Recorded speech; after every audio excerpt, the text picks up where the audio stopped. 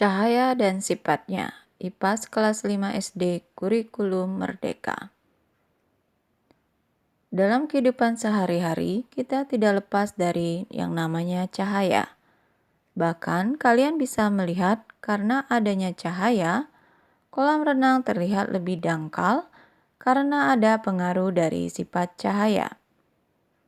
Sumber energi cahaya terbesar di bumi adalah matahari. Cahaya matahari merambat dari jarak yang sangat jauh untuk sampai ke bumi.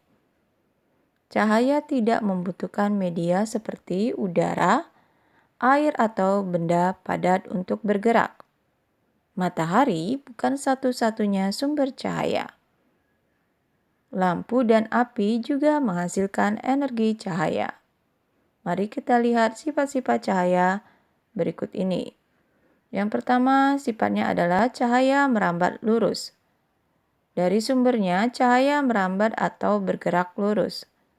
Kalian bisa melihat cahaya matahari merambat lurus saat melewati celah-celah kecil seperti gambar di samping. Di ruangan yang tertutup, cahaya hanya bisa masuk melalui celah yang ada. Sifat kedua, cahaya bisa dipantulkan. Lihat pada gambar. Kita bisa melihat karena cahaya memantul dari benda ke mata kita. Jika tidak ada cahaya, maka tidak ada pantulan yang diterima oleh mata. Ketika kita bercermin, cahaya dari lampu merambat ke cermin. Lalu cahaya tersebut dipantulkan ke mata kita. Akhirnya kita bisa melihat diri kita serta apa yang ada di belakang kita. Sifat ketiga dari cahaya adalah cahaya bisa menembus benda bening. Kita bisa melihat jelas melalui kaca jendela. Namun, kita tidak bisa melihat apa yang ada di balik tembok. Perhatikan pada gambar. Benda gelap tidak tembus cahaya. Benda buram tidak bening, artinya tembus cahaya hanya sedikit. Benda bening atau transparan, maka cahaya tembus dapat terlihat dengan jelas dan nyata. Perhatikan contoh yang lain. Pada benda gelap, cahaya tidak tembus sehingga kita tidak dapat melihat bayangan benda atau orang yang sedang berdiri di balik tembok. Benda buram dapat kita lihat bayangan yang kurang jelas. Dan benda bening dapat kita lihat bayangan benda atau objek dengan jelas. Cahaya bisa menembus benda-benda bening atau disebut juga transparan. Oleh karena itu, kita bisa melihat dengan jelas benda-benda tertentu melalui benda-benda transparan, seperti kaca. Sebaliknya, cahaya tidak dapat menembus benda-benda gelap seperti contohnya tembok. Ada pula benda yang sedikit ditembus cahaya atau benda buram. Pada benda ini, cahaya hanya bisa menembus sebagian. Oleh karena itu, kita hanya bisa melihat benda dengan samar. Perhatikan cahaya yang melalui dengan sumber senter melalui benda bening, semua cahaya bisa menembus benda. Melalui benda buram, hanya sebagian cahaya yang bisa ditembus.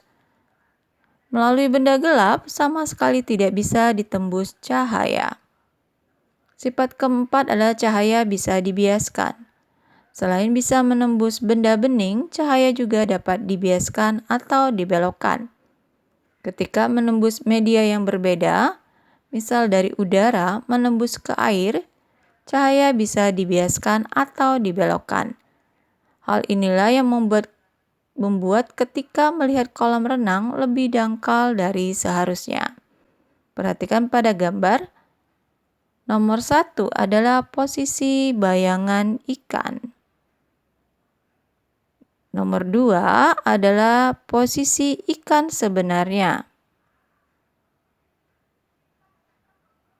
Nomor 3 adalah kedalaman yang sebenarnya. Dan nomor 4 adalah kedalaman yang terlihat. Jadi, terlihat ikan jaraknya lebih dekat ke mata kita dibandingkan jarak sebenarnya. Yang kedua adalah contoh sendok yang dimasukkan gelas, terlihat sendok bengkok atau patah, dikarenakan adanya pembiasan cahaya. Ketika kalian mengamati ikan dalam kolam, posisi ikan yang terlihat oleh mata bukanlah posisi aslinya. Hal ini terjadi karena cahaya dibiaskan ketika menembus ke air. Peristiwa ini juga menyebabkan sendok terlihat bengkok ketika sebagian sendok dicelupkan dalam air. Sifat kelima, cahaya bisa diuraikan. Tahukah kalian bahwa cahaya putih merupakan gabungan dari berbagai macam warna?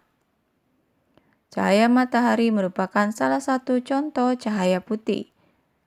Cahaya ini bisa diuraikan menjadi warna pelangi menggunakan prisma transparan atau prisma bening.